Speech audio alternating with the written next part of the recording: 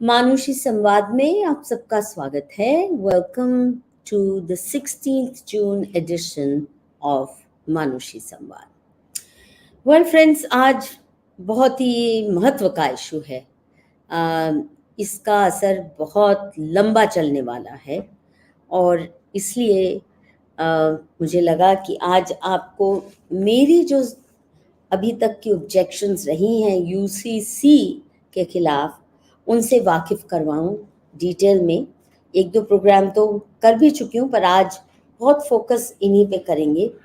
और दूसरा, ये जो आनन फानन में सरकार ने एकाएक अनाउंस किया है कि जिसको भी, जो उन्होंने अपना मन बना लिया है, एक कमेटी बनाई थी जिसने यूसीसी का ड्राफ्ट बना लिया है शायद, तो अब बनाने के बाद वो कह रहे हैं पब्लिक को कि आप अपना रिस्पॉन्स दीजिए, आप अपनी सुझाव दीजिए। बातचीत करने के लिए मेरे साथ सवाल, आपकी तरफ से सवाल पूछेंगी तान्या, और वो सब सवाल जो कि बहुत से हिंदुओं के मन में उठते हैं कि ये मधु किश्वर जी क्यों यूसीसी के खिलाफ है।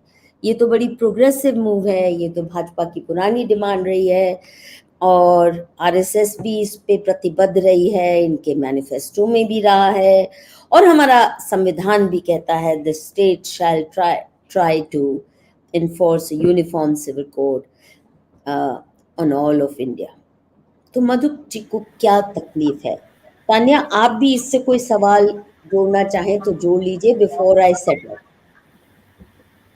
जी नमस्ते, नमस्ते मधु दी, और दर्शकों को बहुत बहुत नमस्कार। And I am really thankful to be on your channel again.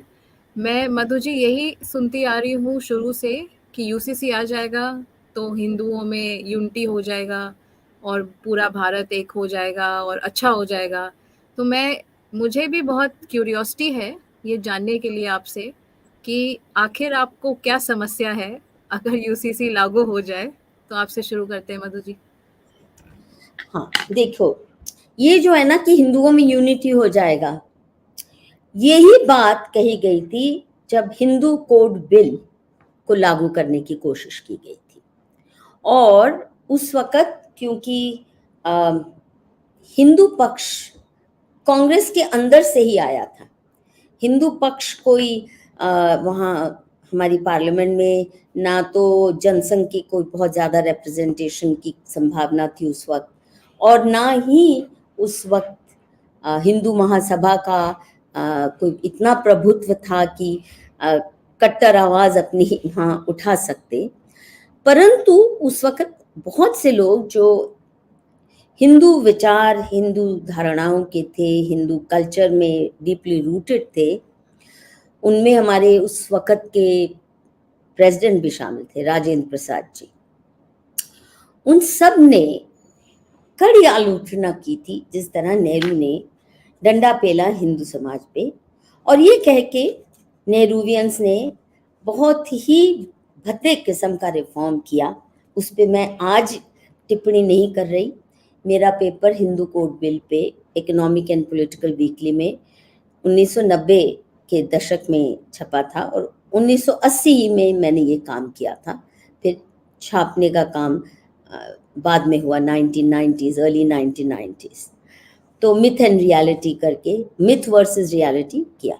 तब भी ये कहा जाता था अगर हिंदू कोड बिल आ जाएगा तो हिंदू एक हो जाएंगे, और ये बिल्कुल गलत बात सिद्ध हुई, क्योंकि आप देखते हैं आज जितना विभाजित हिंदू समाज है उतना और कोई समाज नहीं है। ये कहा गया था कि अलग अलग जो पर्सनल लॉज हैं हिंदू समाज के अंदर, उनको हटा दिया जाए, एक ही डंडे से सबको, खूंटे से, एक ही खूंटे से बांध दिया जाए तो सारा हिंदू समाज इकट्ठा हो जाएगा। ये it prove to be quite the contrary. और दूसरी ओर हमने देखा कि मुस्लिम समाज को छूने की भी हिम्मत नहीं की नेहरू ने। उस वक्त भी बहुतों ने कहा था, मीडिया में भी ये सवाल उठा था कि भाई अगर रिफॉर्म के इतने उत्सुक हैं नेहरू जी, तो आपके चहेते मुस्लिम समाज को आप क्यों छोड़ रहे हैं? क्या उनसे आपको प्रेम नहीं है? उन महिलाओं को आपने न्याय नहीं दिलवाना, जिस तरह आप हिंदू महिलाओं को न्याय की रेवड़ियां बांटना चाहते हैं, तो थोड़ी सी रेवड़ियां मुस्लिम महिलाओं को भी बांट दो। तो नेहरू जी ने इसका जवाब देना भी उपयुक्त नहीं समझा. He just ignored and road-rollered all opposition. So the fact of the matter is that today Muslims stand united because they did not let their personal law be touched, and Hindus have been badly divided with very sinister intent through state policies. तो आज ये कहना कि UCC अब हम सबको divide करेगा. In fact Tanya, the correct interpretation that BJP and RSS gives is that all Indians will become united, which means Christians, Muslims, all Hindu Panths, everybody will be governed by one law, and therefore they will all become more unified as a nation. Now, I don't think this is how it's going to work out, and I'll explain all that. But the manner in which the Modi government has announced and invited responses from the public is reminiscent of how Justice Verma Commission in 2012 pushed down our throat a very, very draconian and ill-advised anti-rape law, amendments to the anti-rape law. They did exactly the same thing. They allowed NGOs, foreign-funded NGOs, to draft whatever amendments had to be done. They did all the work. These judges actually were a mere facade. The real work was done by foreign-funded NGOs.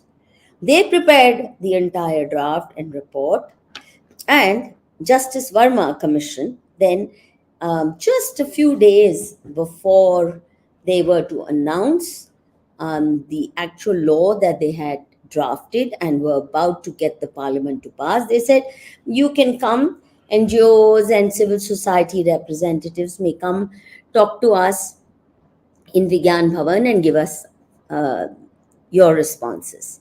I too went very half-heartedly, and I had given my written submissions to the Justice Verma Commission at that time. But it was just a fuzzy exercise because their law was already ready. And they invited those of us who had some misgivings about the law only to make it appear like they were trying to get feedback, they were interested in our response. Because within 2 days after that meeting, which was attended by nearly 500 or more people, they already submitted their report and their draft to the government, and the government then pushed through a very ill-advised amendment to the anti-rape law. And as you well know, what disastrous results that law has produced. That's what Modi government is doing. It has absolutely no intention of taking us seriously. But it's very important that we discuss what the problems are. And hopefully, at least some people within the government might, or in BJP, some senior leaders in BJP and RSS might take note and might warn the Prime Minister that this will not be good for, at least not good for Hindus. My main concern is how will it impact the Hindu community? Now, I personally am convinced that the UCC will open the floodgates of Love Jihad. I'm beginning with that. There are many other points of concern, but let me list out the most important, the most crucial concern, which is that it will open the floodgates of Love Jihad. Why am I saying that? I'm saying that because today, the one most powerful argument that Hindu community has to resist Love Jihad, parents, the argument that parents can put forth before their daughters, that brothers can put forth before their sisters, or even neighbors and well wishers can warn Hindu girls that if you go for marrying somebody within the Muslim community, then your fate may well be like that of the women in the Kerala story, that you will have to deal with four wives. Polygamy is permissible. A Muslim man is allowed to have four wives simultaneously. And after divorce, he can have as many wives. Also, he can have any number of relationships outside marriage also. That in case he pronounces triple talaq, or even if it's not talaq, talaq, talaq the same day or the same minute, but triple talaq still stays valid.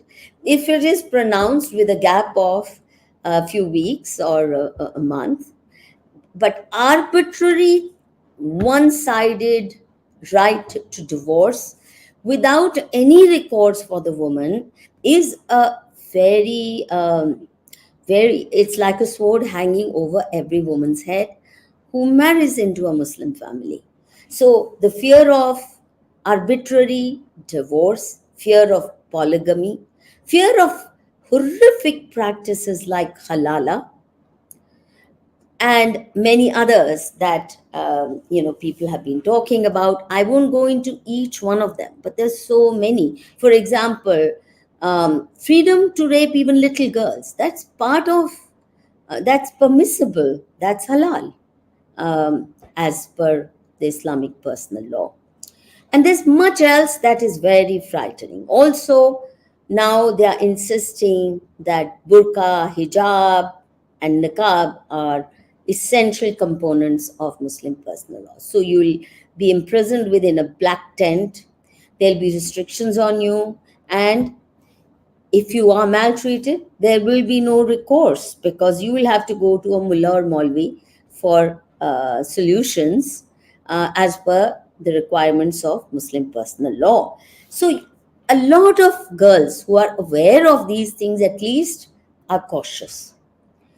Of course, there are others who are influenced by the very romantic, glamorous portrayal of Muslim community in Bollywood films, where it's all about nazakat and it's all about kavalis and romantic songs, and burqa is presented as a very romantic, in very romantic light. So they're very influenced by films like, whether it's Mere Mehboob, or it's Jodha Akbar, or that very glamorous picture starting from Mughal Azam, glamorous picture of Islam. But by and large, Hindu women are afraid of all these practices, especially those who are well informed. Now, the moment UCC is passed, then the love jihadis will feel emboldened enough to say, now what is your fear? Why are you afraid now of converting and marrying a Muslim? Because now it's the same law for all. And most Hindu girls are likely to believe कि हाँ अब तो एक जैसा हो गया. Now we're all the same. So why fear? Now it's the same law for all. Whereas in reality, we know it for a fact that the Muslim community will never let it be implemented, even if Modi government succeeds in enacting the law, which I doubt very much.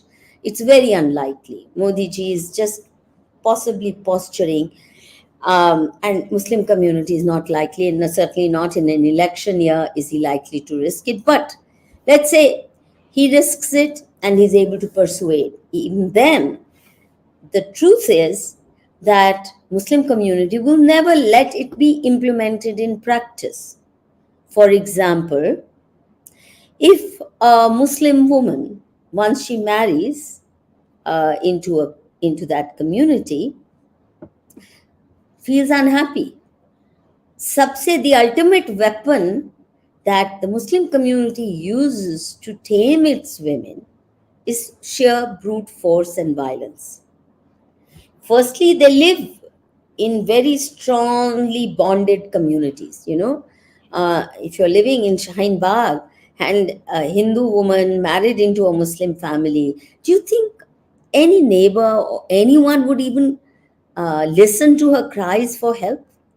Which would happen if you're living in a Hindu neighborhood and people heard you cry because you're being abused, then people are likely to intervene. They're likely to come to your help.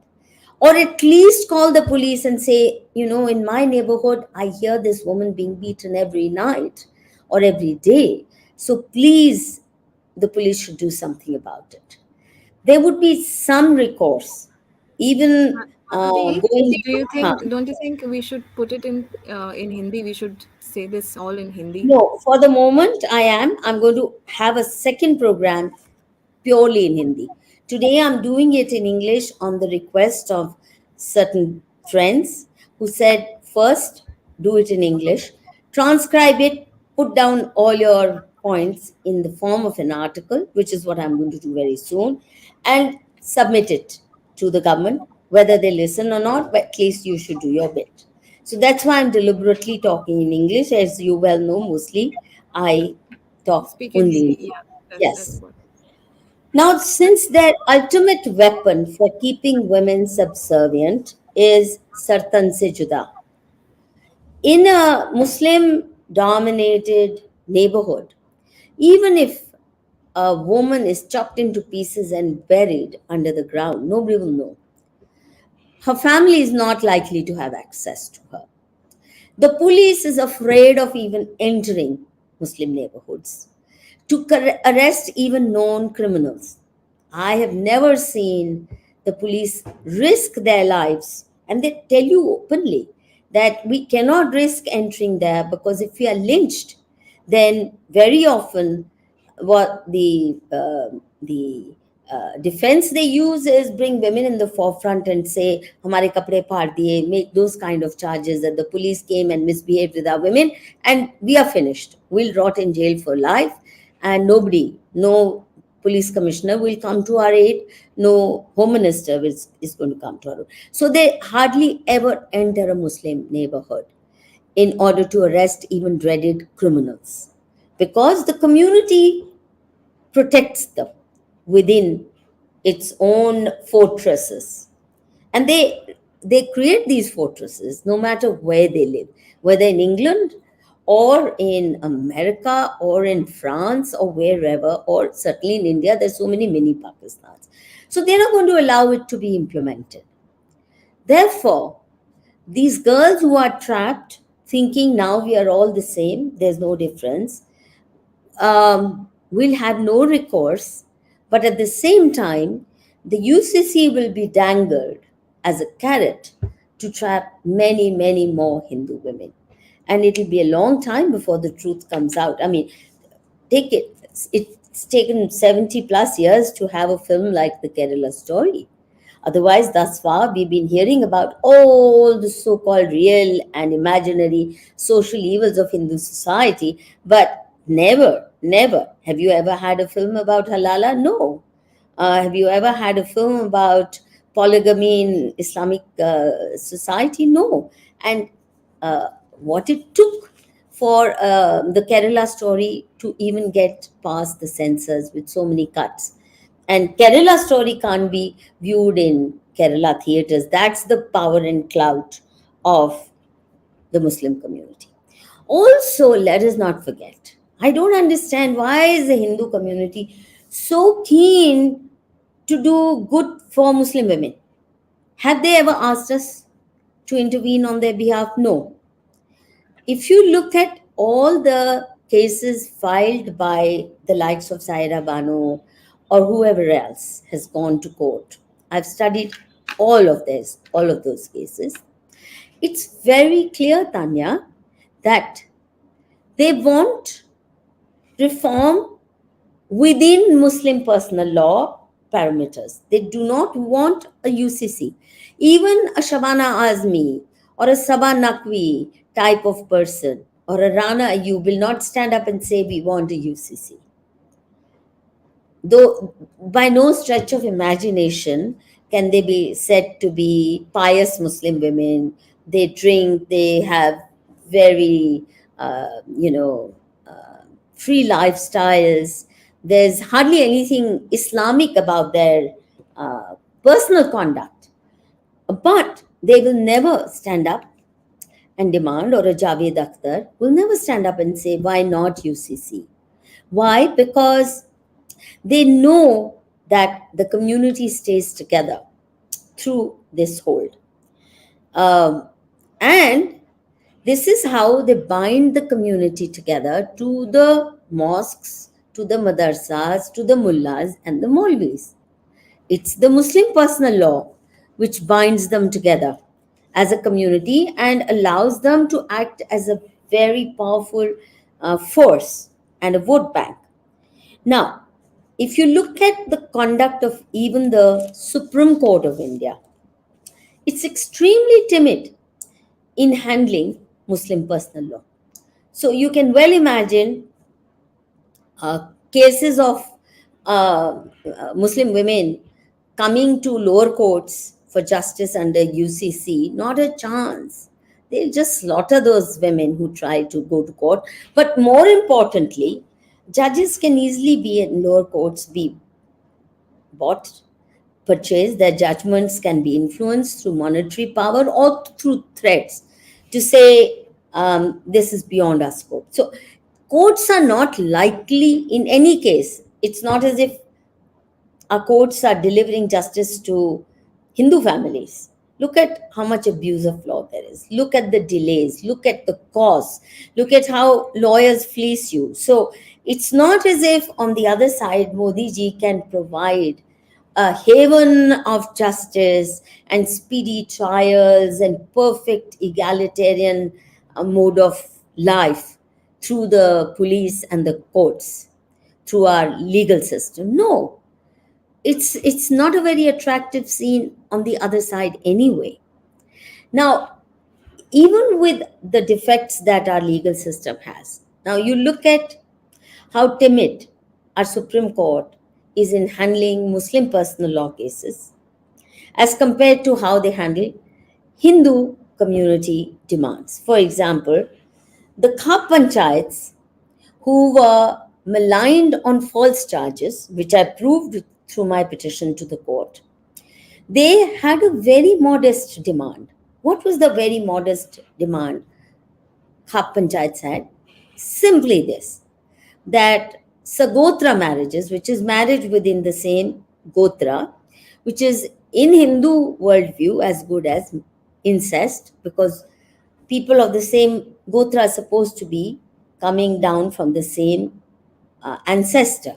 And hence, the relationship is supposed to be that of brother and sister, or bhaichara between men and brother-sister equation between men and women who belong to the same Gotra. So all they said is, just as you have many prohibited categories of marriage in Hindu marriage law, please include this also. The Supreme Court abused them in very nasty language. For 3 years, they ran the case without bringing Khaps into the picture, that is, in absentia. And they passed the most nasty comments against Khaps. And even when, for example, Manushi intervened and said, you can't have a court case against Khaps and draft a law to ban Khaps without even listening to them, without even knowing who they are, without knowing their history. They gave us only a token hearing. They didn't pass a law, thanks to our intervention, to ban them outright, but things that they said in the judgment are nasty. And without going into the history of Khaps, and Khaps are much older than Islam itself. They didn't want to know about the history of Khaps. They didn't want to know what Khap as an institution has been doing, what its role in society has been. Of course, today, Khaps are very badly mauled by politicians. So they're not existing in that pristine form, but they didn't even want to know the history. But when they're dealing with Muslim personal law, listening even to the petitions of Muslim women who want reform in personal law, who wanted instant triple talaq, that is talaq-e-biddat, banned, because they say there is no sanction for it in Quran. You know, two judges, including Justice Khair and Justice Nazir, they went overboard into say, no, we can't talk like that. This is sacred. All these practices are sacred because they are considered part of Muslim personal law, and Muslim personal law is protected by Article 25, which is freedom of religion.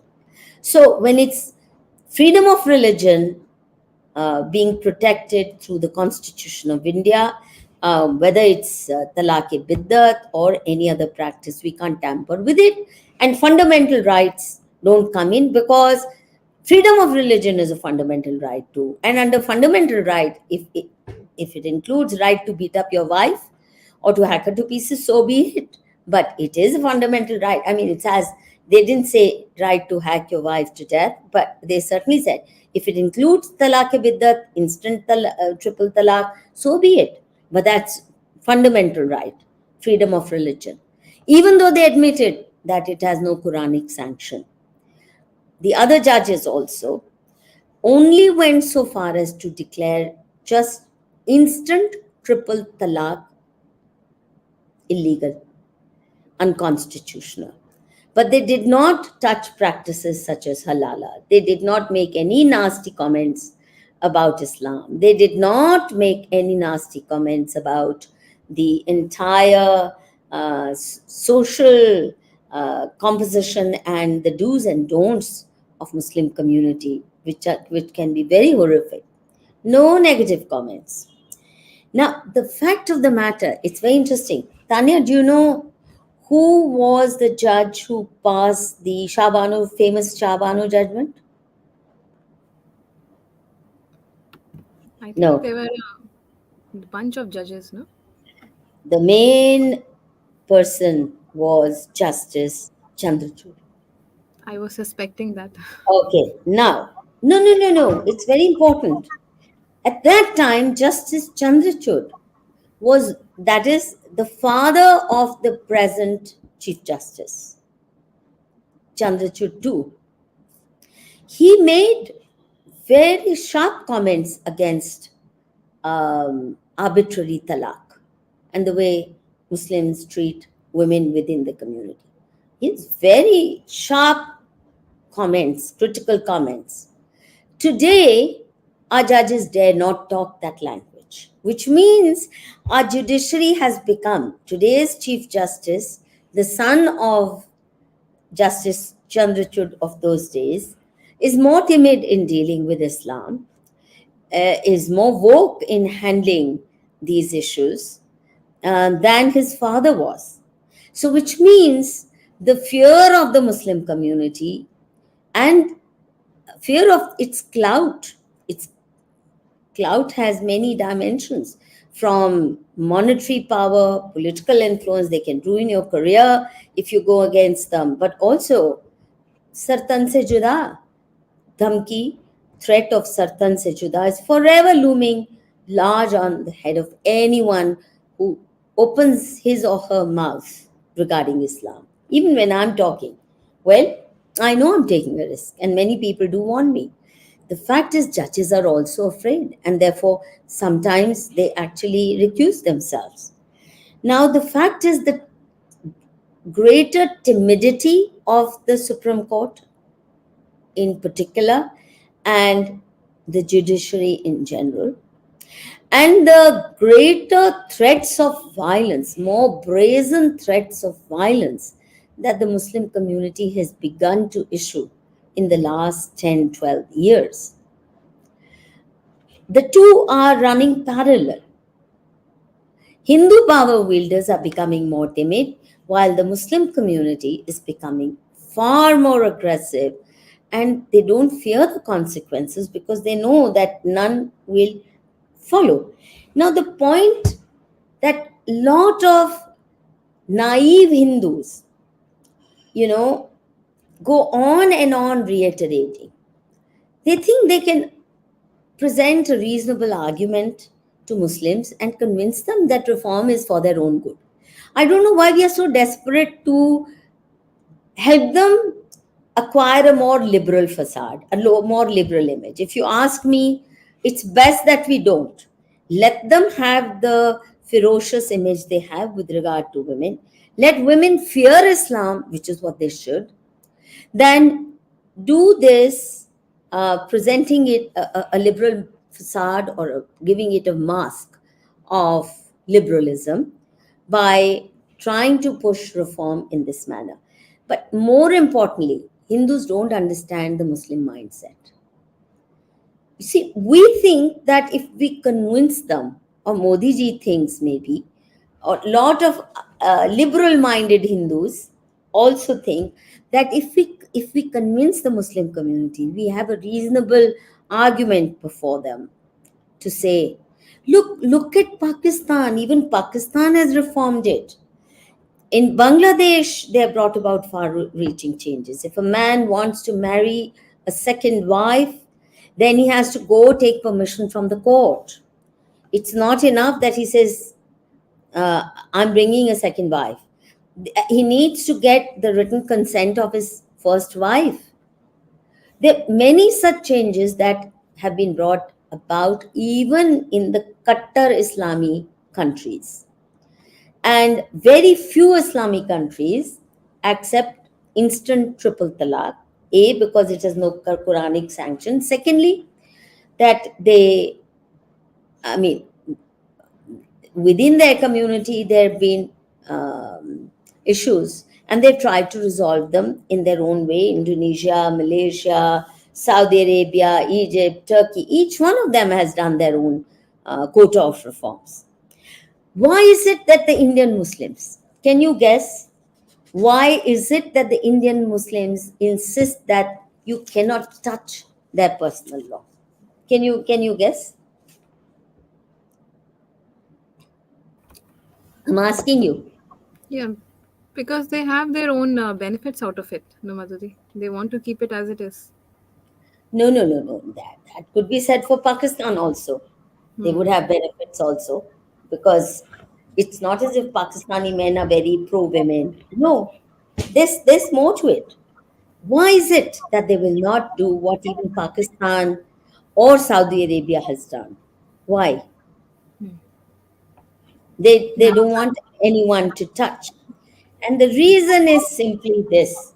See, we don't understand. We've lived under the shadow of Islam for 1,000 years, but Hindus still don't understand the Islamic mindset, the Muslim mindset. What is their agenda?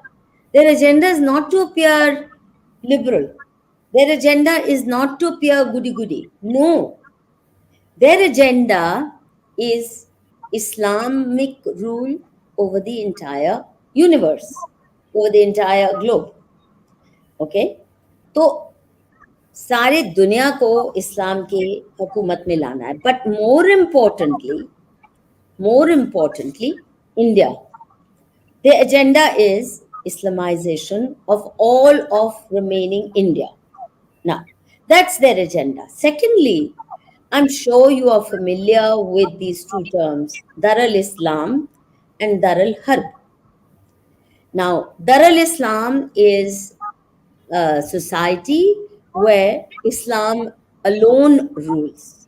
It does not allow any other interference. In the way that, say, Pakistan is Dar al Islam, Saudi Arabia is Dar al Islam, and Dar al Harb is where Muslims, whether in the form of a tiny minority or in the form of a large minority, like in India, they are living with people of another faith, in this case, Hindu kafirs, and therefore the Islamic mandate for Muslims living under Dar al Harb, which is living under the rule of or alongside a majority that is Gair Islami, non Islamic, there they are mandated to keep a state of perpetual war. Dar al Harb means land of war. You are supposed to wage daily war against kafirs and retreat only when you are in a very weak position. Then you say Hindu Muslim bhai bhai. Otherwise, every kafir is wajib e qatl, deserves to be hated, deserves to be shunned, deserves to be deceived, cheated, and his, women of kafir families are male ganimat. You can abduct them, you can rape them, you can do what you like. That's their mandate, Islamic mandate. And that's why they find it very odd that Hindus start objecting to their daughters being abducted or forcibly married to Muslims. They think it's their right. What business do Hindus have to do that? In any case, when they are living alongside Kafirs, then the Islamic mandate is daily war, daral harb, which means they need ever new excuses, Tanya, to be at war. Since Hindus don't give them any trouble, I mean, we've allowed their mosques to flourish, spread, and mushroom all over. We don't interfere with their madarsas. We don't provoke them in any way. Now, what do they have to do? Since we're not provoking them, they have to find ways to provoke us and then claim victimhood. Islam in danger. They will provoke you. For example, they will uh, slaughter a calf and throw it outside a mandir or inside a mandir. And then, if riots spread out or people get angry and there is violence, they'll say uh, Hindus are fascist. Uh, or Now, the Madhuri, manner in which they use the hijab thing. It's essential to. In Kerala or in Karnataka or in Andhra, if you go back just 30, 40 years, you would never see a burqa on the streets of Kerala or Karnataka, or I mean, I've been to the south in my younger years. I hardly ever saw, except in Hyderabad, that inner city, you hardly ever saw burqas. Now those kala burqas are everywhere. And hijab, now they are saying, is an essential part of Islam. It is a provocation because what do they want to do? Islam in danger. So if a school says you can't come with burqa, niqab, and hijab, or if somebody says you cannot enter an airport with that kind of a garment because you pose a security risk, we can't even do body search of a Muslim woman or whatever, then it's called to war. Then Islam in danger. So they're forever looking for new excuses and n- to play victim card, to inflict violence. So, if, for example, a Durga procession passes anywhere near a Muslim neighborhood, they think they are well within their right to throw bombs, to stone pelt, to hit at people, to murder them, to kill them, and to obstruct the procession wherever they are in strong enough numbers. They think it's an offense against them if you're still celebrating Durga Visarjan, or you are celebrating Durga Puja or set up a pandal of Durga, Ma Durga, during Navratri anywhere near a Muslim neighborhood. No Hindu ever thinks of saying or doing such a thing during Eid. We don't dare talk that language, and we don't have it in us to talk that language. The point that now, I'm trying is, yeah. Madhuri, I have one question here that the Uniform Civil Code was actually suggested by B.R. Ambedkar during when he was presenting this constitution and all that. That it's very strange that I mean, B.R. Ambedkar also gave us reservations, and we are still struggling with that. So he is the one to actually give this idea of uniform civil code. I mean, many people are in this misconception that because it comes under the DPSP and all that, so it's probably Gandhian principles. So should we take it with a pinch of salt? Like this suggestion by B.R. Ambedkar. No, I'm saying B.R. Ambedkar is now history. But he's being used to set up Hindus against each other. And that's what the Muslims and the Christians are doing very well. Jai Bhim, Jai Meen. B.R. Ambedkar even warned Gandhi and Nehru against Islam. B.R. Ambedkar, the most important contribution of B.R. Ambedkar was that there should be total transfer of population. If you're going for partition, then bring safely all the Hindus from Pakistan to what is But now to be India, and vice versa. Send away all Muslims. Now, none of his sensible interventions were heeded. And at the time when Hindu Code Bill was being debated in the parliament, many leading lights of the Congress party also said, let there be uniform civil code but optional. And I'll come to that, which is pass a law, like Hindus have so many personal laws. So you have one more. Let it be like Daya Bhaga, Mitakshra, so there is a state enacted uniform civil code, but let it be optional. Whoever feels that this will give them better rights should be able to opt for it, but don't make it compulsory. Don't coerce people into accepting it.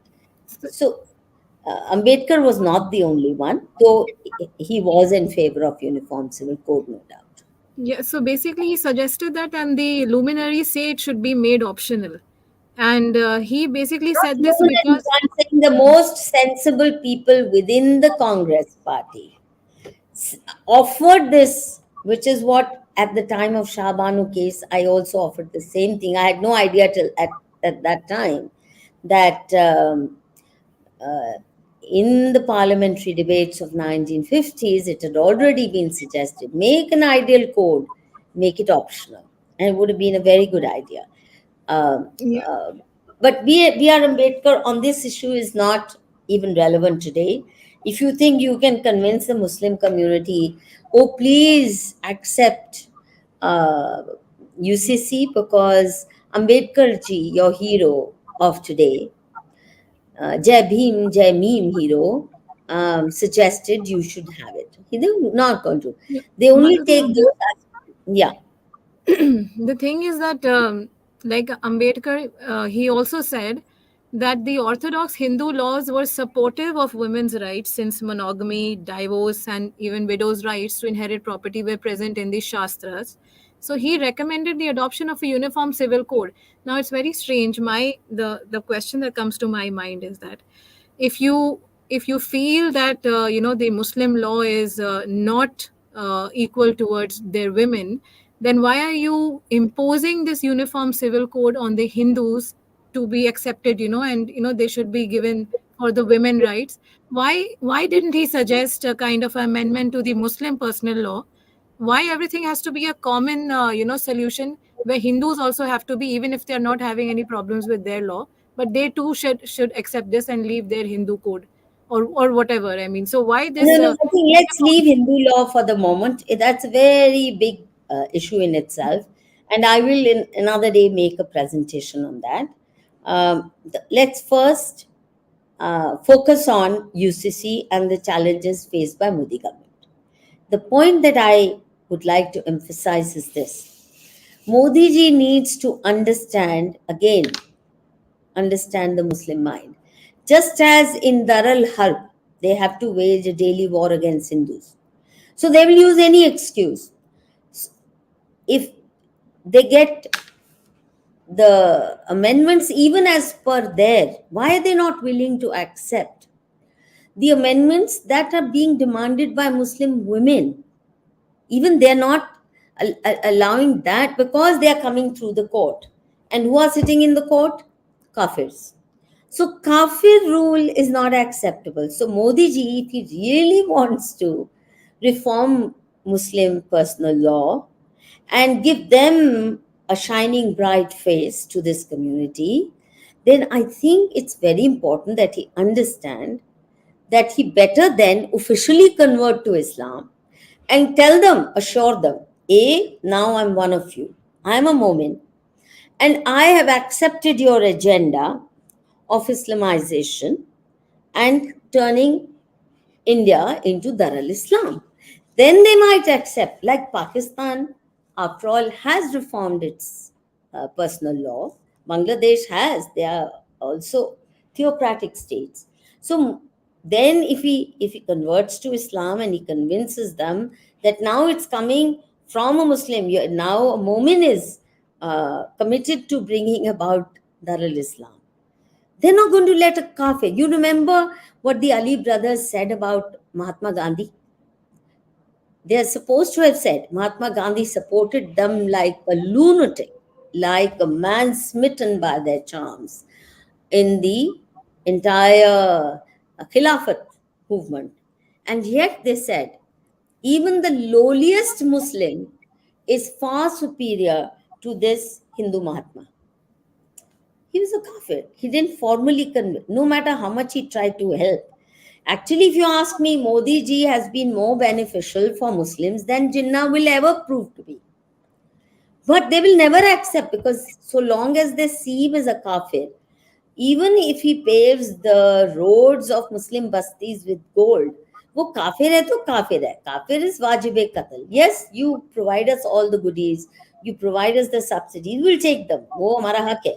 But don't think your kafir status will make you acceptable to us, which is why they don't even vote for him, no matter how hard he tries. Very small percentage gets wooed by Modi ji's generous, more than generous gestures. The point that I'm trying to make is that if Modi ji were not so lost in his attempt to appear this Maha Atma, Mahamanav, um, then he could start on a more modest note. Not many people know that even though Muslim community will fight tooth and nail, खून की नदियां बहा देंगे, let there be rivers of bloodshed, but they will not let you touch Muslim personal law. That's the kind of fierce determination they display. But do you know that nobody really knows what is Muslim personal law? It's not codified. And let me explain what that means. For example, in 1937, the British enacted this Muslim Women's Protection Act, which is supposed to be letting Muslims be governed by Sharia. But the British did not dare say what is Sharia, what is Muslim personal law. But they said, yes, Muslims will be governed by Muslim personal law. What is that? Nobody really knows. From then on, Muslims have steadfastly refused to codify Muslim personal law. And yet they say Muslim personal law is sacred. We don't even know what is Muslim personal law. Nobody knows. So any Maulanas, any nonsensical fatwa becomes Muslim personal law. And which is why there is so much difference between what prevails in India in by way of Muslim personal law and what prevails in Pakistan or Bangladesh or Indonesia or Egypt. Here they will not even let you codify. Pakistan has codified, but they will not let you codify. 1937, no codification. After independence, Hindu Code Bill codified, codifying practices and then reforming them. That was what Hindu Code Bill was. But leave alone reform, Nehru government did not even ask the Muslims to at least codify, so that when they come to court, bringing their disputes, marital disputes, family disputes, the judges should at least know what is the codified law, what is the acceptable law. And that's why you find Supreme Court judges, do gymnastics, intellectual gymnastics, trying to figure out what is actually Muslim personal law. Is it what is available in the Quran or even Hadith? And if so, Hadith, so which Hadith? There's so many mutually contradictory Hadiths. So the biggest... Yeah. Sarla Mudgal case, the Ahmedabad Women Action Group case, all these things. I mean, Shah Bano, the only thing that comes up from their mouth is uniform civil code should be brought. Uniform civil code should be brought. This is the kind of, statements they make in their See, judgments. Hindus are so used to voting slogans, गरीबी हटाओ, uniform civil code, दहेज हटाओ. They're not used to thinking strategically what works, what doesn't work, which is why we have so many stupid laws which create more problems than they solve. Because Hindus don't even read their laws. They think of laws only when they are hit by them. People don't bother when a new law is coming. Even a 12-year-old Muslim child will know if any law concerning his community is coming into parliament. He will know, right or wrong, he will know the community propaganda. Like you saw the CA and the NRC. 4 साल का मुस्लिम बच्चा भी जानता था इसको oppose करना है, right?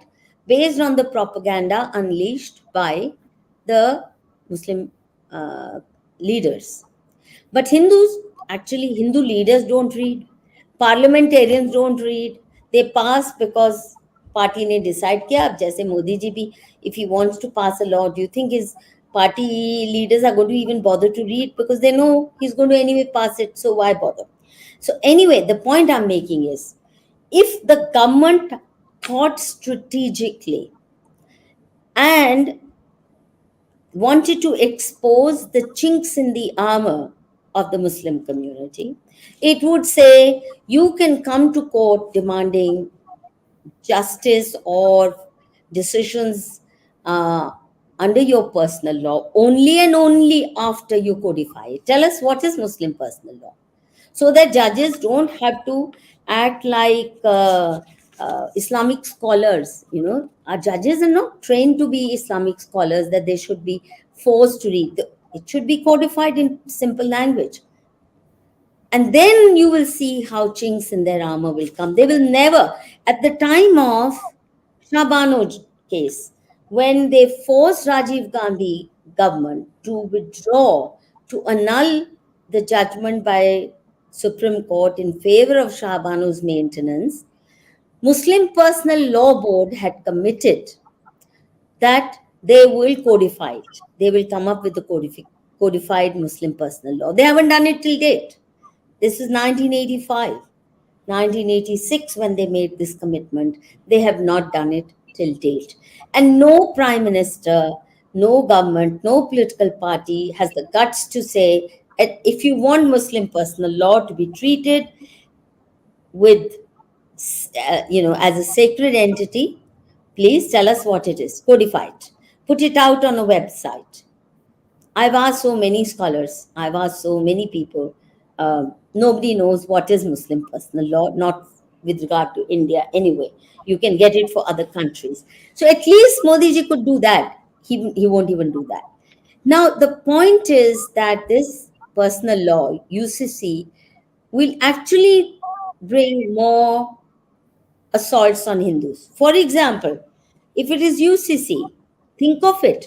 You cannot have a marriage, a marriage between two Hindus treated as sacred if it follows Hindu rituals like Sat Phere and certain rituals that are accepted as, though there's problem even in that, because all over the country Hindus don't follow the same rituals. The rituals of a Hindu family in Punjab are very different from the rituals followed by Hindus in Kerala or in Assam. And yet, there is some sanctity given to at least our religious rituals, Hindu dharmic rituals. Even that will be taken away. Think of it. It'll all be UCC. Then it'll be said that we can't have anything to do with Hindu rituals. So throw them out of the window. Now go register your marriages in court. And if you want to have rituals, you have them at home, whichever way you like. But they have no recognition in the public domain. So de-recognizing essential Hindu marriage rituals will be the first assault, will be the first casualty. That token concession that Hindu Marriage Act makes to Hindu Dharma are that recognition of some of its rituals, even that will be thrown out of the window. Then also, don't forget, this wokeist agenda that is coming from the globalist mafia. One of the first things they will do is give recognition to same-sex marriages, because uniform civil code has to be uniform. So, right to adoption to be given to same-sex couples, same rights that a legally wedded wife has been given to a gay couple. I mean, it's going to be chaos. I'm not against gay couples having legal protection if they feel that they are not safe with each other. See, people demand legal protection of the state only if they feel they're not safe with each other. So if they think they're not safe with each other, then okay, but give it another name. Why do they have to call it marriage at par with this age old institution जो विवाह प्रथा, परिवार प्रथा? आपको परिवार नहीं बनाना, you're not interested in raising a family, and it's very risky to bring that entire worldview. So if there is the uniform civil code, take it from me, it's the globalist mafia who's already sent Modi ji this woke agenda. Please introduce it. That's what the instructions are likely to be, unless there is solid protest from the uh, Hindu community or from people at large. Now, another final important thing. What are the things? One, I said, if Modi ji is really serious about dealing with the Muslim personal law issue, first simply ask them to codify and tell them you can't come to any court of law. You can't even go to the police seeking Muslim personal law protection unless you codify it. हमें बताओ है क्या before you want us to treat it as sacred to you. So the simple solution, twofold. One is demand codification, but second simple solution is have a model code for married couples, or how the rights of various family members. Model should mean it can't be weighted in favor of wives and crush the interests of the mother-in-law or sister-in-law. It should be even-handed. It cannot be so viciously anti-men that women are given handles. Unscrupulous women are allowed to misuse it. Have a model code, but keep it optional. Let every community feel free to follow their own practices. For example, those who think Sagotra marriage should not be recognized should be able to enforce that through their community mechanisms, through their community panchayats, which is what used to be the case. And no community, whether Hindu or Christian or Baudh or Muslim, should be allowed to come to court, to secular courts of law, to say, give us justice as per our personal law.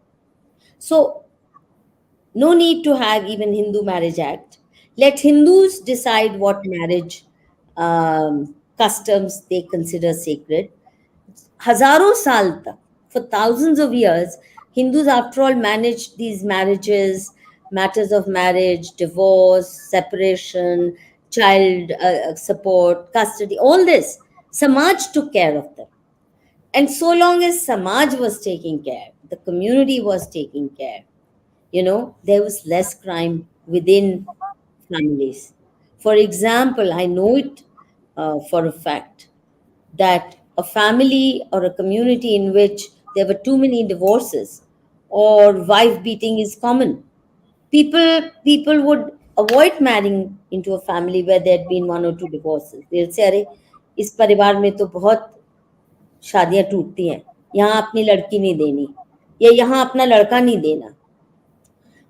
उससे protection होती थी when Samaj took charge of these things. But ever since we handed over everything to the police and to the law courts, they have made life hell for us, and also divided, cut up society, set up, our family has become, like Jange Maidan. It's like a war zone. Every family has been where men are pitched against women, parents are pitched against their own children, or children are pitched against their parents. Now they want, for example, laws that will allow little kids, 8-year-old kids, 9-year-old kids, to decide which sex they want to be, whether they want to be female gender or neuter gender, or what gender. I mean, look at this, parents having no rights. Now, the This laws of US also have this emancipation law where the children can divorce their parents. It's been there since a long time. Many successful singers and actors have divorced their parents and then they go get into such a bad shape. That's called emancipation laws in the US. That's right. See, there they have effectively destroyed family as an institution. And that is, in any case, the beginning of the end of any civilization, because family is the founding rock. And in our case, family was not just about me, my children, or my But the parents, community, the but society. a huge extended family, uncles, aunts, grandmothers from both sides, relatives of varied kind, first cousins, second cousin, third cousins, that extended kunba. And that gave people far better social security than the laws of this Macaulayite state. Um, Absolutely. it- And it- Madhuri, in fact, in around 1835, the British were the ones who had prepared a committee and suggested this uniform civil code because they wanted easy work. And even they were petrified of these Islamists. So, I mean, these are all coming from dubious, kind of origins, is what I'm trying to say. But my question is that Modi ji has got two warnings from the Muslim community that they're not open to this uniform civil code. First is in 2016 in Maharashtra, the Jamiat Ulema, they went out on a protest saying that we don't want UCC. The second is I kind of look at this whole hijab controversy of one uniform for everybody as also testing the waters by telling Modi ji that we will not accept anything that is uniform because we have our own special things and we'll stick to it. So I mean, why is he still really adamant on this? that's the trouble. He wants to go down in history as this man who moved mountains and had a magic wand with which he carried everybody forward to a new haven of vikas.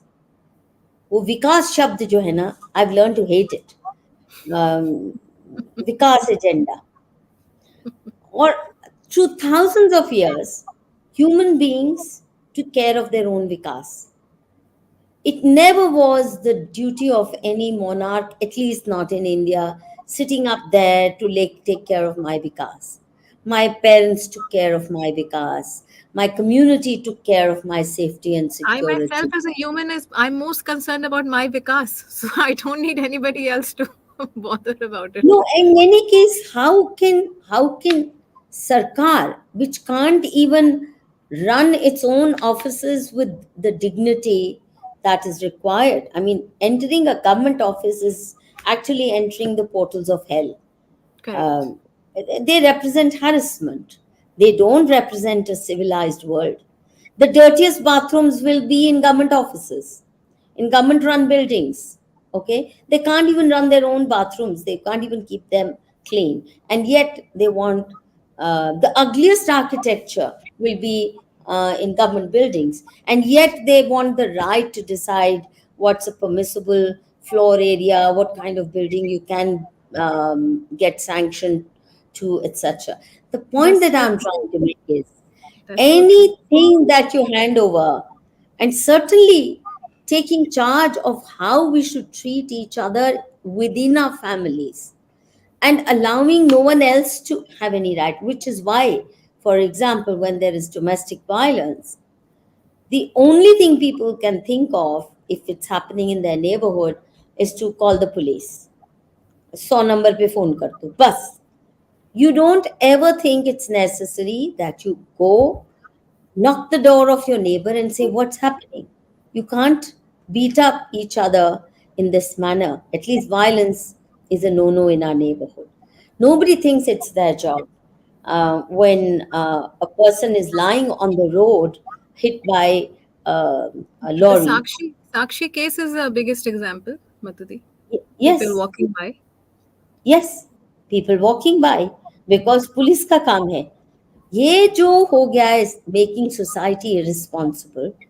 We've seen its very negative impact in the West, but the West is lunatic enough, lunatic enough uh, to want to export even its failed formulas, even its poisons abroad. Now, take for example how America has made everybody Coca Cola, Pepsi Cola addict. You will see Coca Cola, Pepsi Cola in a village which doesn't have clean drinking water. It's the most harmful drink anybody can ever be offered. And this country, even the poorest of the poor, had very healthy uh, food habits and drink habits. You had chaach, you had sattu, you had any number of locally made, homemade, nutritious drinks, which have all vanished. Now it's chai, which also is an imposition from outside. The British brought it, and Pepsi Pilo, Coca Cola Pilo. Madhudi, this whole Nobel Prize is also a big scam, na? I mean, like you see this Black-Scholes model of it's an economic theory, which was two professors were given the Nobel Prize, and they left their teaching job. They went and opened a consultancy to give advice because we are Nobel Prize winners and we've got this amazing theory, which was price options contracts. It's called the Black-Scholes model. They failed like anything. Those people who took their consultancy, they completely doob gaye, and then they had to go back to their teaching jobs. But this theory, economic theory, it's so sad, it's still being taught in schools, universities, and special courses as Nobel Prize winning successful theories, which has failed. I mean, so it's really a scam. So actually, the point is we better stand up and say no to UCC. Certainly not compulsory UCC. Allow each community to run its own affairs. We'll be much better off that way. In any case, viewers, please take note of this. Most families manage their internal affairs on their own strength on the basis of their family traditions, right? You don't go consult the Hindu Succession Act when you want to give a gift to your son or daughter. You go with certain traditions, what's given when, at what point in life, or how should wives be treated. All that, our sanskars have played much better role in protecting women where, in families that still are living by certain dharmic codes than the laws that the government has passed. There's more domestic violence now than there used to be. Now it's also reversed. There's more abuse of law by women than we ever thought was ever possible. Women using laws for blackmail, for extortion, and they're tearing asunder our social fabric. The point is, this UCC needs to be opposed tooth and nail because it will open, I come back to the original point, it will open floodgates for love jihad. The Muslim community, even if it is passed, will never allow it to be enacted and it to be implemented on it. They will continue to live by their own codes. And let's also, I want to emphasize this point. Let's say, even if you have the best of civil codes, pass tomorrow. But any law, the good or the bad among laws, come into operation only and only when a wronged person goes to the court or to the police station to say my rights are being violated. Please help me. I need protection of the law. If a person does not go. For example, among Hindus, bigamy is illegal. But Dharmendra openly married two women. He had a wife and then he married Hema Malini and even had two daughters from her. Now, he faced no consequences simply because his first wife did not rush to the police. She accepted the equation for whatever reason. Whatever he offered her by way of a settlement, she accepted. So he could openly flaunt two spouses. So also with Muslim community or Hindu community or Christians, it will help. I mean, the best of laws come into operation only when somebody approaches the police or the law courts. They do not, the police will never come into your house simply because um, you're being beaten. They will come only if you call them that I'm being beaten. And Muslim women, if they choose not to call, if they choose not to complain, what's your problem? Then what good will UCC do?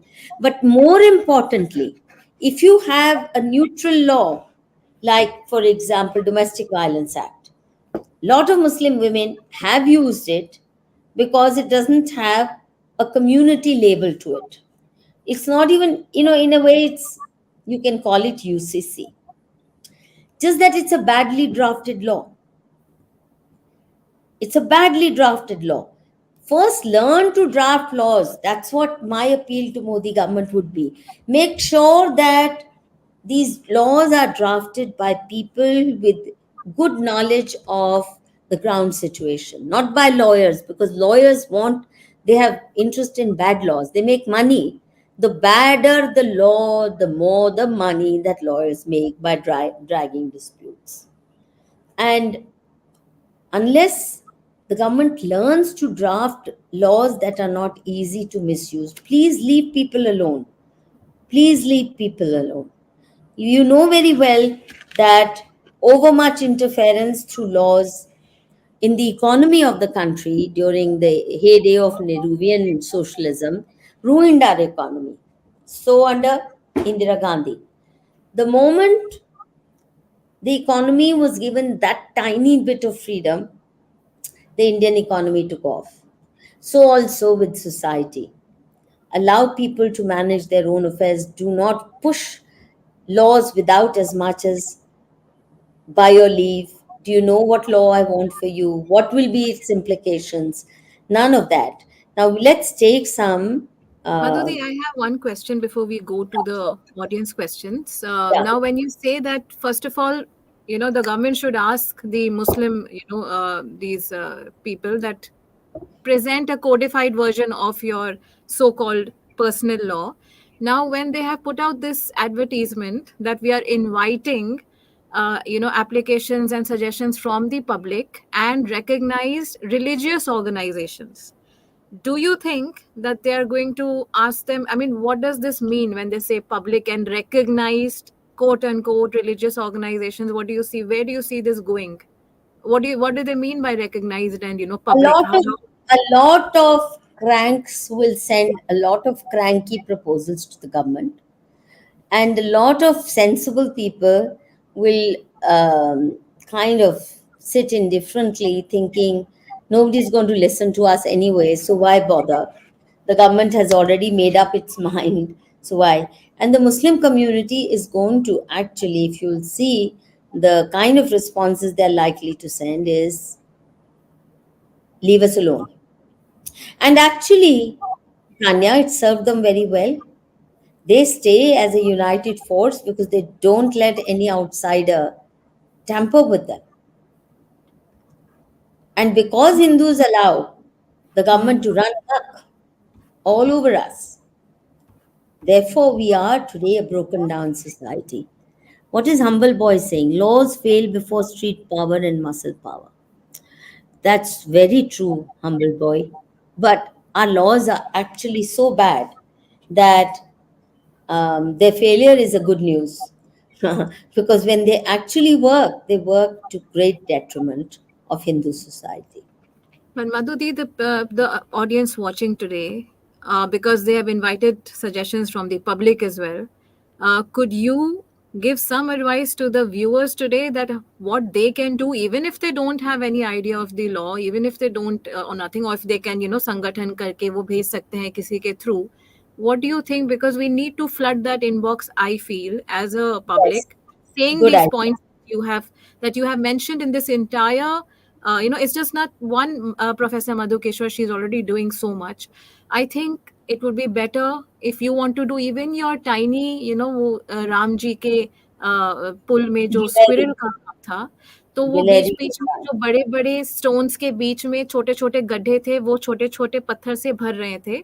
तो ये I feel that as the audience people, Madhu ji has educated us so much today. अगर आप इसको एक email में ही point wise लिख के आप उस ईमेल आईडी पे, if you send it to that ministry का जो ईमेल आईडी उन्होंने दिया है, और आप इसको आज से ही और कल से शुरू कर दीजिए, flood the inbox by these points and let the government know that this is what we think about it. At least it should go into their head. Madhuji is of course sending an open letter, but don't just depend on that. Every one of us has a duty. Madhudi, what do you say? I fully agree with you. And even if you focus on only one point, that UCC will open the floodgates for love jihad. We don't want it. And it's very important for the Hindu community to stay distinct, not to make to appear as if there is no difference, because there is difference. Islam does not accept reform. There is no concept of reform in Islam.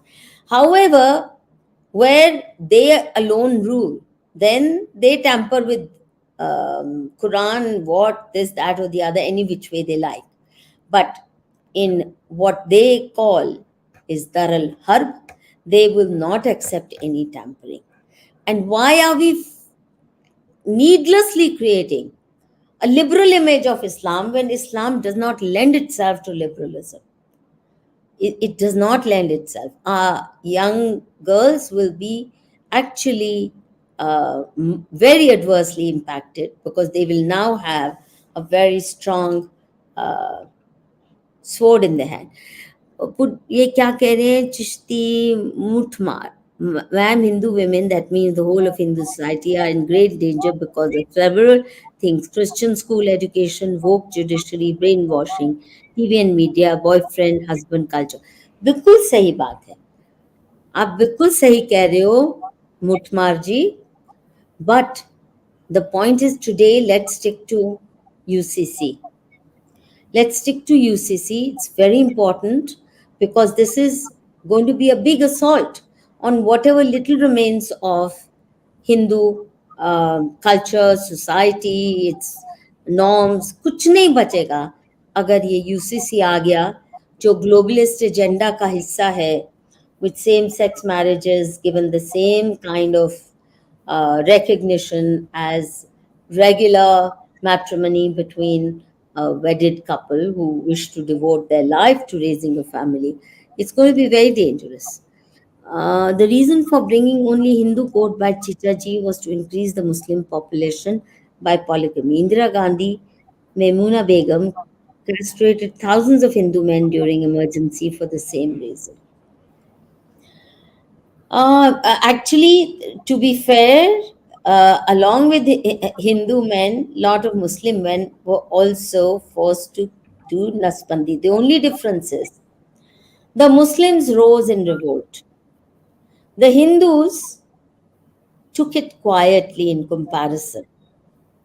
So, आपकी बात सही है.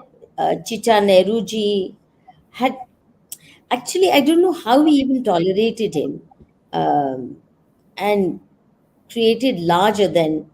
So obviously he was a plant by enemies of India. Otherwise, इतना hello नहीं मिल सकता था, given the blunders in his life, the blunders that he. Also, one more point of the Hindu code is that it kind of enables, what do you say, becoming an Islamist, because if you want to marry again one more time, you have to become a Muslim, just like Dharmendra did. So yeah, it also enables proselytization, mazhabikaran.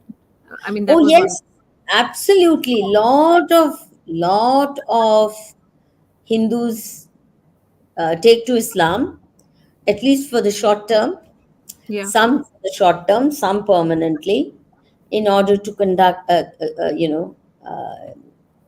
have more than one wife. Polygamy. Yeah. Even if the wife is agreeing to it. True, true. I agree with you. I agree with you. There are too many incentives to convert, and that has to go. And that really is the important point, which is, can you fix this polygamy issue within Islam? If you can't fix that, I don't know why we talking about UCC. आप उनसे traffic law तो observe करवा नहीं सकते. I've seen it with my own eyes how three, four of them with topi on their head, uh, driving a motorbike. The police stops them for challan and they say, "देख नहीं रहे कौन है हम?" I have I mean, seen it's autos, Madhudi, they, filled with 10 people, some sitting on the chat of autos, and nobody is stopping them. provided there's a topi. Yeah, yes, yes. All right, there's another one by Mutmar. हाँ ये तो हो गया, ये तो हो गया. We dealt The with next this. one is, Madhudi, the global Abraham, this one. Yeah. Read it. The global Abrahamic agenda is to promote intercaste, intersect, and interreligious marriages in India to dilute the genetic information of Hindus, and this is how evolution will be damaged forever for Hindus. Fully agree with you. I think marrying within one's own cultural boundaries is very healthy. You stand a much better chance of a happy, stable marriage if both families come together on shared assumptions and shared values. When the value systems of the two, of the Collide. yeah, don't match, and you need to adjust to every little thing. See, if you marry within your community, then you can take 90% of things for granted with each other. Hmm. But when you marry totally outside, I mean, if I were to marry an African, let's say, or or whatever, I would have to adjust to every little thing, from food habits to celebrations to festivals to what is sacred, what is not, personal hygiene, notions of personal hygiene, everything is different. And it's very difficult to make adjustment which is across board, and that's why Hindu marriages have been very relatively far more stable with very low divorce rate, which irks Westerners no end. They hate it that Yeah. our marriages are by and large still very stable, and they hate it that our children grow up emotionally far healthier because they get parental care from both sides and They get extended family. a stable society, a stable community near them most of the time, which is not there in the Western Yeah, countries. yeah. Madhudi, the next one we get to hear this a lot. Is there a draft of the UCC bill available in public domain for review? No, they have not made that. They have not made that available. It's not as if they said, "This is the UCC we have drafted," because I don't think they want us to actually engage with the real draft they made. They've just said, "Send us your suggestions," which is, at the moment, it appears to me just khana purti. It's a Hmm. formality. So, therefore, it should be very easy for us to take a very simple stand. No to UCC, because it will open the floodgates for love jihad. This should be our slogan. Mutmar says, "We got Azadi in 2014. Ma'am, please don't lose hope." No, Mutmarji, I'm not losing hope. I'm just saying, let's be realistic. That's all. That's all. This is no way to introduce far reaching laws, which is make an announcement in the newspaper. Now we've drafted the law, come up with, we give you 1 month. So you took 9 years to draft a law or to prepare yourself to draft a law, and you want the people, the crores of people of India, to send you their wisdom in within 1 month. When will you have even time to read those inputs? This is not the way the British did. Actually, the British used to do it much better. They used to, even though in the end they may end up doing more of what they wanted, but their consultative processes were far more rational because they would invite community leaders. Here, we only have foreign funded NGOs in these committees. We don't have any community leaders, uh, those who are going to be affected. Ye next padho. Christian Constitution of India needs to be changed. Ye, I agree with you. I agree with you. ये क्या बोल रहे हैं? Laws in India only for Hindus. But they're bad laws. If they at least made good laws, we wouldn't mind. ये पढ़ो. While we feel let down by Modi, and rightly so, he has good intentions, we should get him to address our concerns, especially the impending genocide of Kafirs. Humble boy, I agree with you. Whether his intentions are good or not, we should go by his actions. And at the moment, for example, Manipuri Hindus, Maitis, are crying themselves hoarse trying to get his attention. Please make sure that he listens. If you have any way of reaching to him, I'd be very happy because thus far people have failed to reach his The, ears or head or heart. the Ye next one is, ma'am, if UCC is passed, we need to replace Indian Penal Code with Uniform Criminal Code as well. Your comments. But criminal code is already uniform. There's only one IPC. And there's no separate IPC, though Islam runs its own IPC, which is Sartan Se Juda, and they don't care what your law says. They slaughter people, they abduct girls, irrespective of what the law says, because they think that's their right. That's their Mazhabi right. And I will not be surprised if some Supreme Court judge says, well, this is freedom of religion. Islam says the women of kafirs are male ganimat, so they have a right to take them. That's how bad things are getting. Ji, padho. Hello, Madhu ma'am. I was jubilant about UCC a decade back, but thanks to the perspective shown by you, Dini people will accept nothing short of their divine law. I'm glad you see this point, Anveshak. Please spread the word. Please spread the word. Ye bhi padho. And anything you want to add, Tanya, please feel free to do so. Yes, sure, Madhudi. Anveshak says Jinnah was never interested in Islamization. I doubt he knew Deen even. Partition was only to restore his ego, which may have got hurt due to MKG, which is Karamchand Gandhi. My way or no way attitude of Gandhi kind of hurt his ego, and that's why he wanted to do partition. It was not Islamization that he had in his mind. That's what this comment is saying. We need to do more research why Jinnah became bitter. It's true there is a school of thought, a school of historiography, which tries to paint Jinnah in ultra secular colors. And it is true that he was a pork eating, wine loving Macaulay Putra, highly more westernized than even Nehru. And therefore, he hated the desi pretensions of Mohandas Karamchand Gandhi.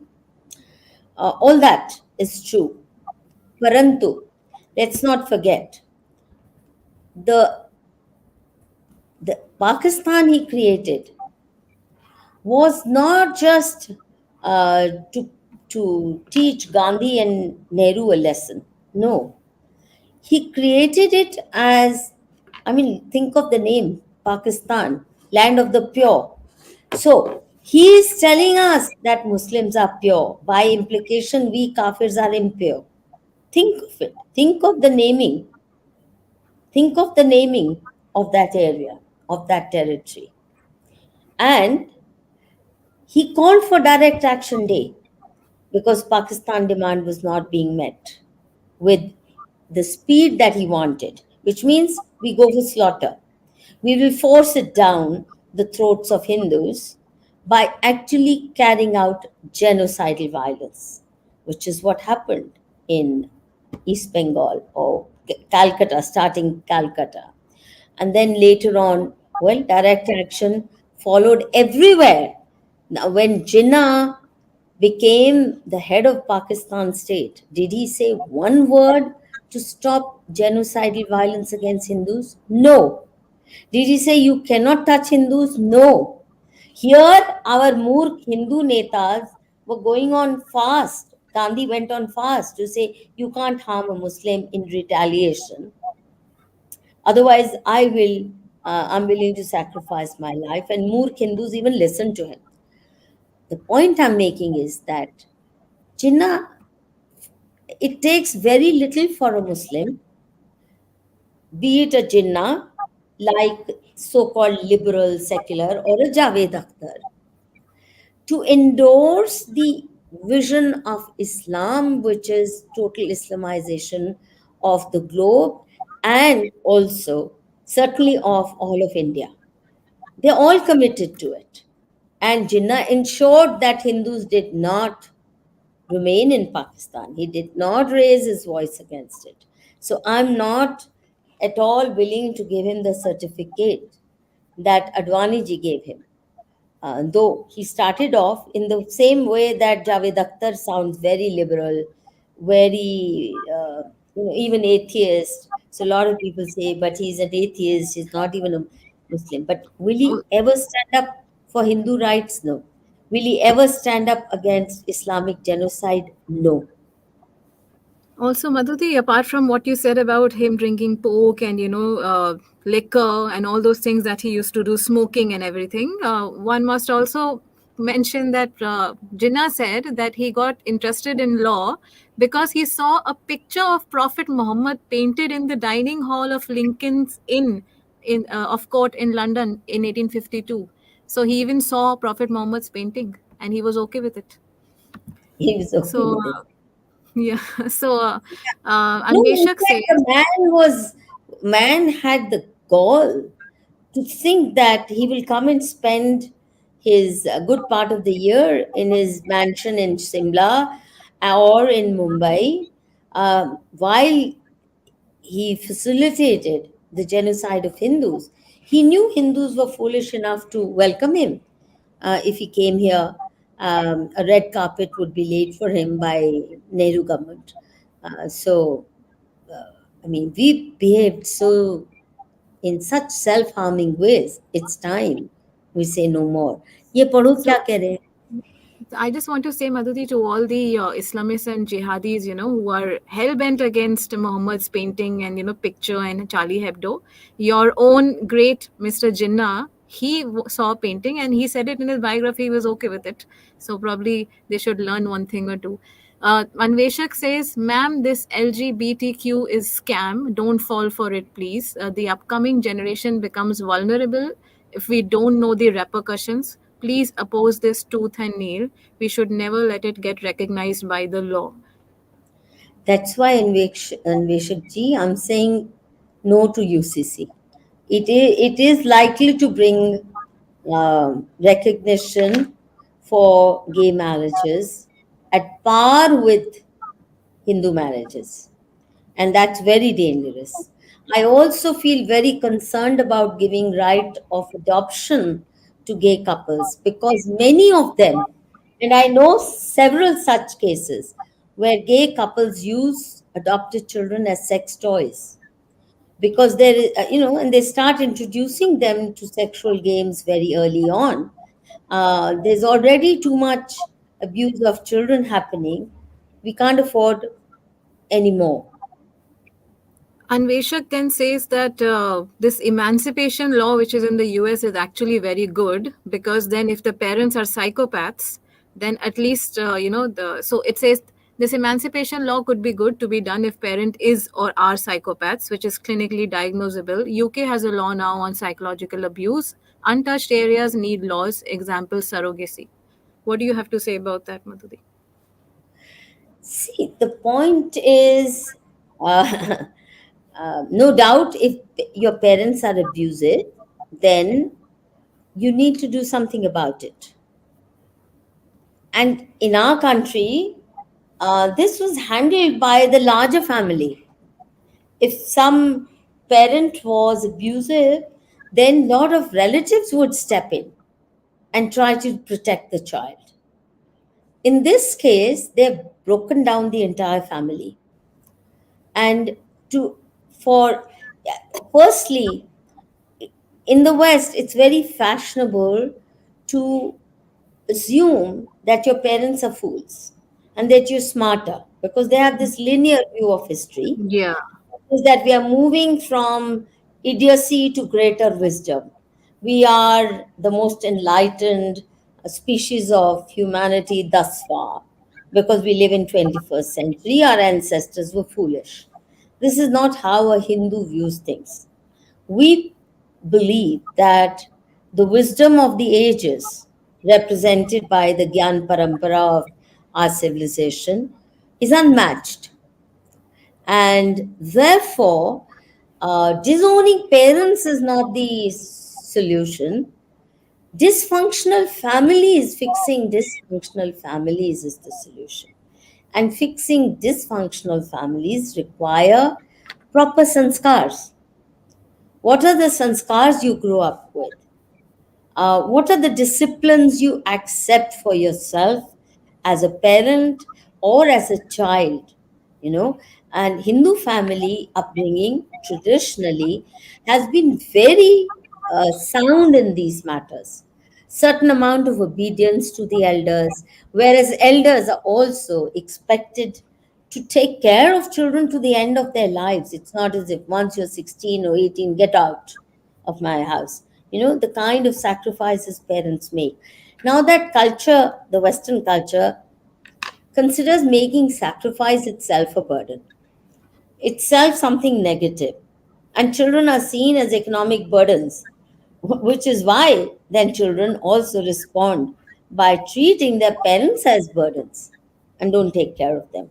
That needs to be fixed, not emancipation from Also, parents. Madhuri, I would like to add one thing here. I would request the viewers to please go and read about this emancipation law and how, how crooked it is and how wrong it is and how they have been used to actually take away children from their parents and exploit them. And it was supported by the law. And just see the cases that have happened. What happened to them? They ultimately return back to their parents because there can be never be any substitute for parents. So I would request you to go and do a research on that. You'll come to know also, apart from No, what Madhuri so at 16, when you're living wild lives, you're, already into drugs, you're into a lot of irresponsible sex. If parents try to say something, if your company is very unwholesome and the parents try to bring some discipline in your life, you treat them like a nuisance. And I think that in itself, something seriously wrong with that. the same thing is happening with this sex change, Madhuri, in US. The parents are saying, no, you are a girl only. And they said, no, I feel like a boy. And then the state steps in. And so there are different laws. The reason is to take away children from their parents and to break down families. But Absolutely. the next comment is BJP is thick headed. Won't be surprised if they would go around convincing Muslims in apologetic tones about how UCC is good for them, even as Islamists defame them while committing violence. So BJP is thick-headed. They're saying they'll still try to convince They're Muslims. doing that. They're doing that. Modi ji is himself doing that, but nobody's listening to him. And therefore, वो डंडे मारने जितने भी हैं चलाने, he does it on Hindus. And all the bowing and mollycoddling is reserved for his favorite community. So there's no doubt that they are uh, not likely to learn from history. Mostly the lawmaking process in India is Babu driven. Recently, the UCC is up for public opinion. In recent visit of Open Artificial Intelligence, Open AI chief visited India, and our stand is we will make laws if we find the harmful side of AI. Is that true? Anvesha, you're raising very pertinent issues. India has not put its act together in meeting the challenges that are coming with the fast strides being made with artificial intelligence. We are simply not prepared. On the one hand, our government policy and our education policy is destroying native intelligence systematically and producing unemployable lumpens through the government school college system. On the other hand, uh, our entire uh, youth force might be rendered unemployable if AI takes over.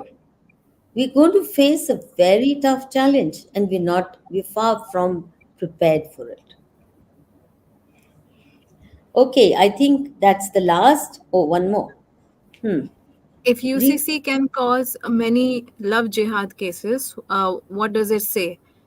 Average Hindu women have become such characterless. That's the main issue. Give women rights and downfall society starts. Maturity is when you realize Islam is right about women. RP, this is a very irresponsible comment. And let me tell you, women become decadent and irresponsible only when men of that community have already gone downhill. Wherever men are living disciplined lives, women do not stray. And I really think I will soon have a program dedicated to this issue. The responsibility of Hindu men in facilitating love jihad or making women act so irresponsibility, because irresponsibility among women comes essentially out of saying, oh, if men can do it, why can't I? They're not even setting new standards for themselves. And we cannot say that Hindu men have not imbibed many of the gross traditions and habits of the Islamic world, which is battering, for example, rape, for example. Can you imagine rape becoming so rampant even among Hindu communities, even by Hindu men, in a country where Draupadi Cheer hadn't led to Mahabharat war? Now, in this country, if Hindu men have taken to all, look at the language of Hindu men. Bhen this and mother this, and I mean, ma bhen ki galiyan. This is post Islam. The fact that you can do such things to your mother and sister is product of Islamic thinking and practices. All these are things permitted in Islam, but among Hindus, no. And yet, don't you think Hindu men have failed their families or are failing so drastically? Which is why today Hindu women who fall for Muslim men don't see much difference between the actions of Hindu men and, I mean, on the surface at least. So I think it's important for Hindu men to shape up, to wake up to their responsibility. Yeah. Anveshak also says, I think this is the last super chat. Consider these points about LGBTQ. The circles who have social justice warriors, their women may put their guard down if they know a guy is gay. He's talking about Hindu women. This can be dangerous. Physical relationships require two different personalities, including sex. Yeah, I agree with you, Anveshak, that Hindu women or and even Hindu men uh, take to stupidities very easily because we lack the discipline that was very typical of Hindu upbringing. It's gone. Even our parents' generation started uh, getting loose about it, not imposing the kind of discipline that was very typical of Hindu upbringing. And my generation, of course, let go altogether, which is why the generation next is totally clueless. But we need I to recover. Yeah. I have just two requests. upon listening to you, Madhudi, and getting all these insights, that I would request the Prime Minister, Mr. Modi, that please, if you really want to, have this Messiah syndrome and you want to do good for Muslim women, please don't, don't kind of ruin the lives of 80 crore, 85 crore Hindu women by imposing this on us. You can do good for them, the Muslim women, and they're anyways not going to be thankful. So please do not think in these terms, and the majority of course needs to be heard. And also I would just again request our viewers, Madhudi, that it is not a one person's job. Madhudi is doing hers, every one of us watching it. आपने इतने videos देखे हैं मधु जी के, इतने महीने हो गए, साल हो गए. Please, you have now got enough enlightenment to write emails with the points Madhuji has given. This whole video has been to enlighten you. So you can write to them, and if emails bounce back after some time, fax them, call them on the phone. Don't give up, but at least they should know that there is what you call this, street power. This public power has to be shown to them, and the easiest thing you can do is write emails, send them faxes, call them up, do anything you can, but please also present these points to them individually on your behalf, every one of the people who are watching this video. I just have this request. Yes, I agree with you. Also, tweet about it, uh, post these messages on your Facebook pages, wherever, any platform you can get. Video record short messages for Modi ji saying no to UCC. Leave us alone. Just start with codifying Muslim personal law so that at least we know what we are up against.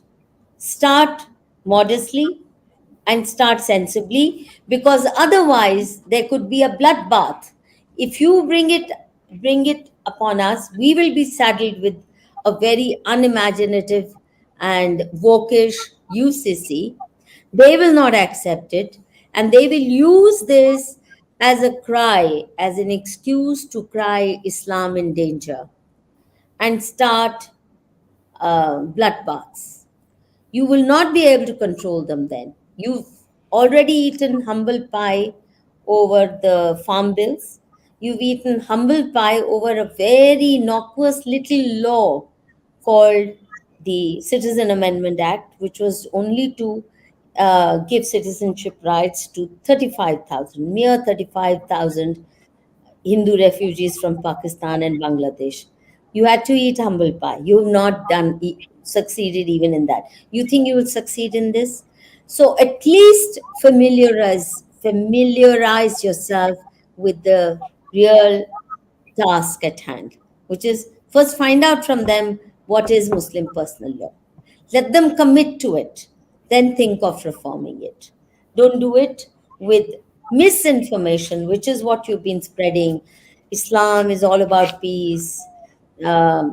There are 90 names, 99 names of Allah. They're all about mercy, compassionate. Modi ji, whoever is giving you these little treats and these little lessons in, Islam की कुंजी जो आपको थमा रहे हैं, it's very misleading. If you really want to know Islam, please read Ali Sina. He's given a scholarly history of Islam as pronounced and lived by Prophet Muhammad, peace be upon him. Kripya, please read it in Hindi, read it in English, read it in Gujarati. It's available in all three languages. Read Ali Sina, Understanding Muhammad and the Muslims, instead of giving us very offensive platitudes on Islam. Humble boy, And one more. Madhuji, can you please meet Modi ji and ask him to address our concerns? You met him when he was CM. You can explain well. You are articulate. Madhuji, please tell them to do their part also. I think it's more important that this is made a public issue, not a guftagu between Madhu Kishwar and Narendra Modi ji. It's more important that the public gets informed, because the BJP as a party has been misled into believing that this is a very desirable move. So both BJP and RSS and VHP and all the Hindu outfits who think that by having UCC, we will prove, oh, we've got muscle. Hindus have managed to put laws of the land, impose laws of the land on Muslims. Please don't have such illusions. Don't do that. Don't do muscle flexing with Islam. Recognize the challenges you face. And it's not even necessary. Why are you so keen to help Muslim women when they don't wish to be helped? Have they Exactly. demanded UCC? They've never demanded UCC. Why are you giving them what they don't even want? And let me tell you, this is very important. UCC will, by creating this mask of respectability, as of now, Muslim women, when they feel very endangered by Islamic practices, they do ghar wapsi. There's an increasing flow of young women wanting to get out, do ghar wapsi. The moment you create this myth of liberalism for, or give them the mask of liberalism by enacting a UCC, well, then they'll say, oh, there's no difference really, but the practices will remain the same. So kindly, Modi ji, don't create this chimera, and don't give them yet another excuse to say Islam खतरे में है, Hindu fascist बन गए और हमारा मजहब कुचल रहे हैं. Don't tamper with them. Just ask them to specify what their Yes. mazhabi mandate is. And please, respected Prime Minister, don't become a savior where nobody wants you to be a savior. They'll never thank you for it. You will only get in return abuses and nothing else. And all the Hindus watching this, you let them do Hindu code bill to you, which is suffering till now. Don't let them do UCC, and please do your part by also making this a Yes. public movement. Ji, thank you.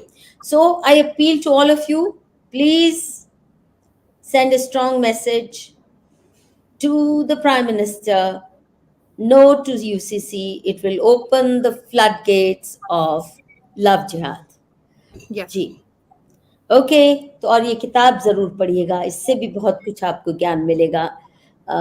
क्या challenges हैं आज हमारे सामने, क्या-क्या challenges लेके इस्लाम मुँह बाए हमारे सामने खड़ा है.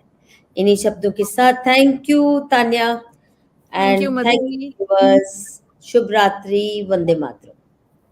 Vande Mataram.